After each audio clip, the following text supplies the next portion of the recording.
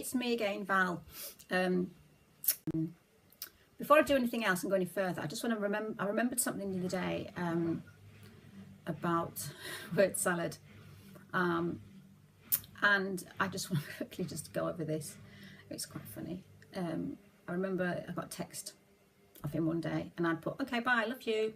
And he must have written back and not put, I love you. And I thought, as you do, feel quite vulnerable and you're looking for signs and crumbs of love. So I must have asked him later on in the day, and I said, why didn't you put I love you at the end of the text?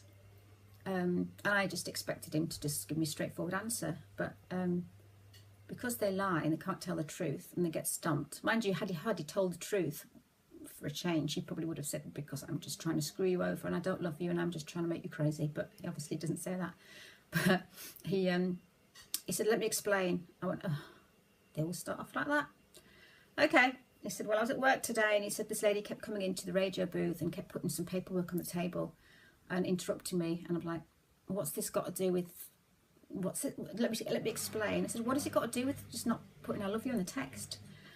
No, let me explain. He said, so this lady kept coming in the office, and I'm trying to do my show, trying to present, and she kept putting paperwork down and leaving the office, and then 2 seconds later she'd come back and put paperwork down, and she kept coming in. I'm going, what has it got to do with anything? He said, I'm trying to explain. I'm like, Stumpy. I call him Stumpy because he's stumpy. And he doesn't deserve a nice name. And he's like, because I was getting frustrated with this woman. I said, why? That was this afternoon. Why has that got to do anything with the text? He said, I'm telling you. I said, no, you're not. You're just waffling. I said, that has nothing to do with 3 little words on the end of a text. Whatever day you've had, you can still find 2 seconds to write I love you on the end of a text, whatever your day's been like. If I've had a bad day or anything's happened, I can still type I love you. Yeah, but I'm explaining because this woman kept coming into my office. I was like, forget it. Forget it. I don't understand you. Just forget it. So that's the kind of thing that they do. Well, that's the kind of thing that he did. I don't get that. Why can't they just answer a question without... They must think we're stupid. But anyway, that was that. I just remembered and I thought I'd quickly put that in. Anyway, devalue. I've written a bit down because the devalue stage, it was a big thing for me because of, well, like I say, I'll start reading it and I hope it'll make a bit more sense. Talking about devaluation, having let my best friend into my life, he knew all about me. He knew I didn't want a boyfriend. He knew I didn't need one. I was quite independent and I'd had lots of bad experiences. So I was done with relationships. I should have stuck by my rules. All the stuff that I'd been through, he used it all against me to try and destroy me. He nearly succeeded. I've always tried to be the type of person who's not to value myself and what others think. I did when I was young, but soon realised having a boyfriend did not validate you as a person. You validate yourself. Note to everybody out there. We will do. We will validate ourselves. We need to. But he somehow made me devalued, even with those beliefs. And he devalued me more than anyone in my life. He wasn't someone I just met. He was someone who had been in my life, creating memories with me. I didn't see it coming. You never do. I let him into my bubble. I trusted him more than anyone. He said he'd loved me from when we first met. I was his soulmate. I was the one. Yeah. He told me that he thought of me on his wedding day. Wow, I thought, it must be special. Yep. He told me that he thought of me all through the years, and when he found me on Facebook, he was elated. As you know the story, if you've watched any of my other videos, he was leaving his wife to be with me, so that we could be together. He wasn't my normal type of guy, and I fell for him because of his personality, which was false. Stupid me. I was stupidly sucked into the idea of finally being truly loved by a man who idolised me all his life, basically. A man who, as a best friend, made me feel validated. Someone finally saw me for me. The higher he put me on the pedestal, the greater distance of which I had to fall. His plan to make me feel that finally I had found love, to make me feel so special, to get me to lower my walls, open my very being to him, and then he pushed me from that great height.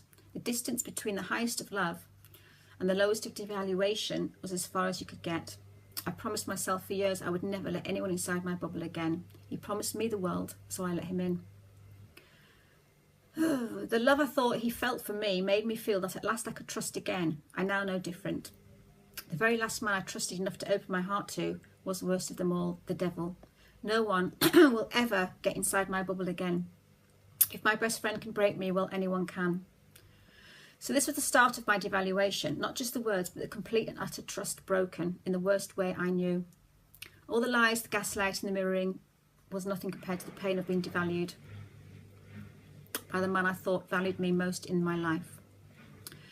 A man who had waited his whole life till now to finally love me, just to break me down, drive me to the edge of sanity, and then discard me in a matter of 8 months.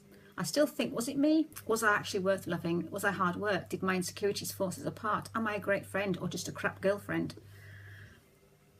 To this day, I don't know who the hell he was. The divorce was the main storyline to use against me. He set me up. We agreed he was divorcing her for him. I said, don't ever use me against the divorce. Don't ever throw it at me. He did just that, making me focus on his decisions. Everything he blamed on me. I got told to Google the word toxic and see if I recognised myself. I got told to live on a desert island because I was fucked up. Excuse my language. He wrote on Facebook to for all those to see, thank God I finally got rid of that sociopath, followed by all his hurtful comments from his so-called friends. He named my good traits as being an ego, just to bring me down. He blamed me for punishing his family. He blamed me for every decision. He blamed every decision on me, telling his family I made all the decisions. The worst thing I found was he talked about her continuously, picking on her bad traits and unhygienicness and dirtiness and annoying points. He made me hate her. He made me dislike her because I thought that he was the victim. It was just all-consuming. And then in the devalue stage, he turned it all around on me and criticised me for having a dislike of her. He stepped away and frowned at my dislike of her. He fed me for years with stuff to make him the victim. Now he was treated badly by her, and how he was treated badly by her. I really need to type better. I disliked her for that. Then he turned it all around on me. Why do you hate her so much? Why do you want to hurt her and punish her? You know, what have you got against her? He fed me with information for years, then suddenly I was the bad one for disliking her for it. You know, like I wanted his family punished. I didn't want anyone punished.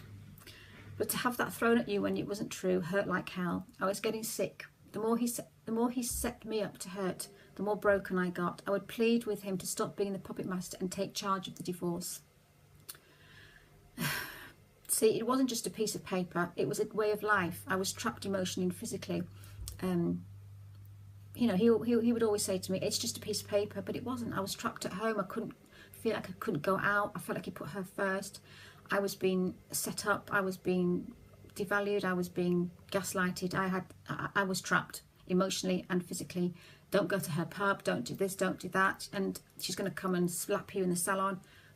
I was just living on the edge of my nerves, and I wanted it over. I wanted him to get on with the divorce so that I could finally be brought out of the room, brought out into the open, and he could introduce me as this is my new girlfriend. But he was hiding me.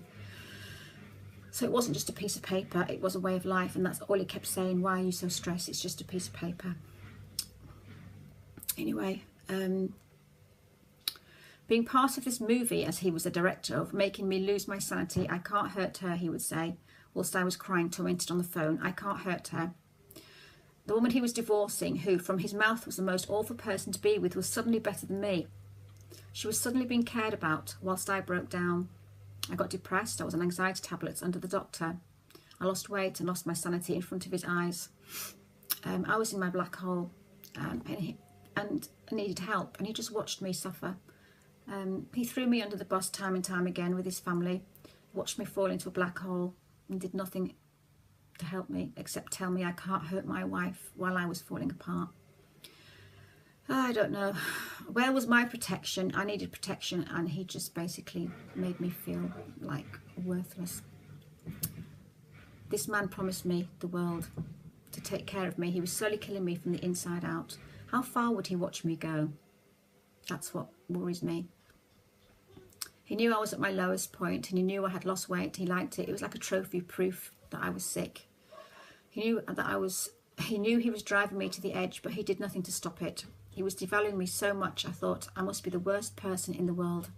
No one could love me. I was unlovable. Even my so-called soulmate was watching me lose weight and lose my sanity and just did nothing. Who could do that? I don't know. Who could do that?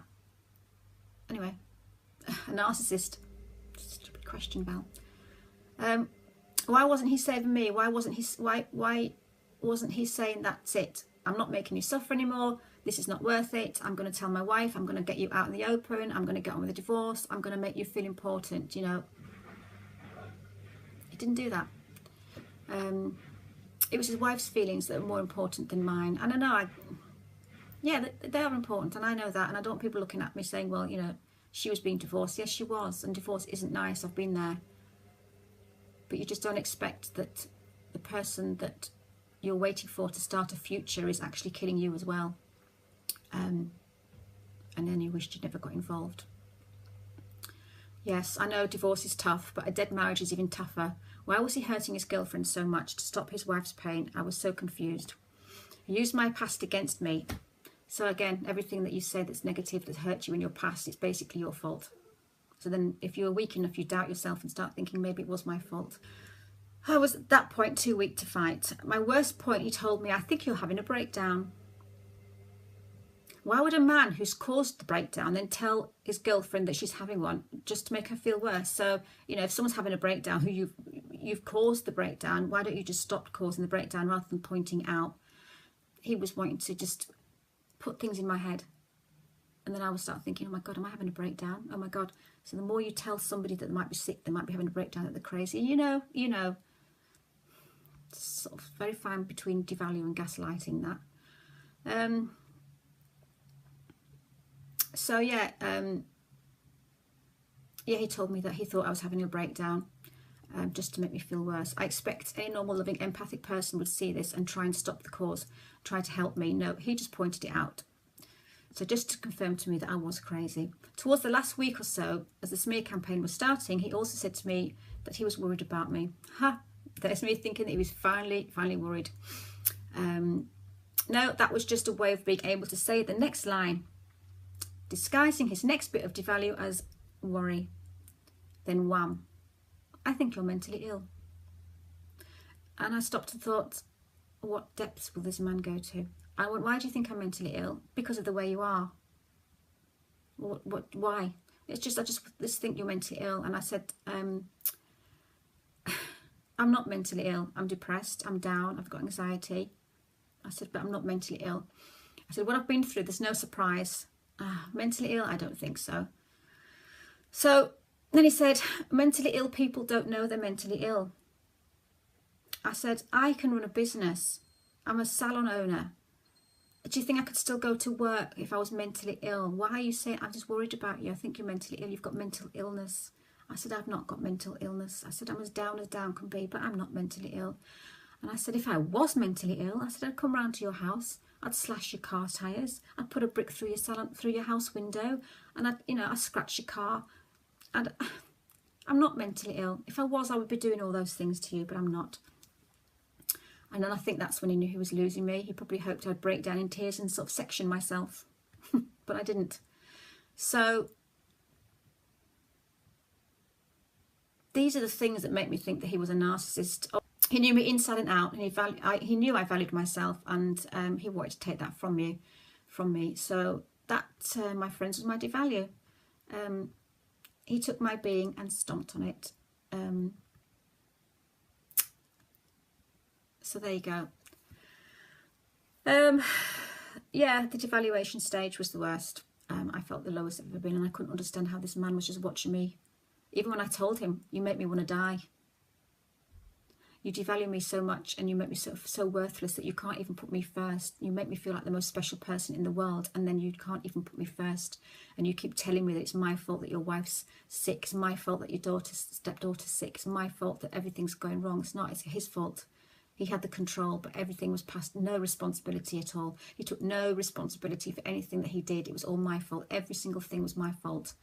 And I could not believe that this man who had been my best friend for 20 years, who had apparently wanted to be with me all his life, was doing this to me. And I've never felt so bad. I remember getting up at 4 o'clock in the morning once and having a shower, putting my makeup on, because I was in bed pulling my hair out. I was losing it completely. I felt so worthless. Thought, why, what's wrong with me that nobody can put me first, that can make me feel special? I got in the car and just drove. And I howled. I sat at that wheel and howled and cried and stopped the car about an hour later by a lake. I wasn't going to jump in it. I just sat there, and then I thought, what the heck am I doing here? At that point, I then drove home and rang my mum and told her what I'd done. And that's when I first went to the doctors, and they actually got a crisis team for me. You know, when you get to the point where the crisis team is ringing you at home to make sure that you're actually going to make it through the night, it's just crazy. It's absolutely crazy. I can't believe the woman that I was. I've got a letter that I will read to you in the next one, and it actually explains to you how low a narcissist can get you. People think narcissists are just egotistical prats. They aren't. They'll hurt you. They will devalue you. They will kill you. If I wasn't a stronger person, I could be in the grave by now. Because with everything I've been through in the past, I was already on the edge a lot of the time. He just pushed me over it. And they aren't just people that look in the mirror. I hear so many people going, oh, they're the ones with the ego. They're not. They're worse than that. They're the worst people in the world. They're evil. And the more people that know about them, the better. So, yeah.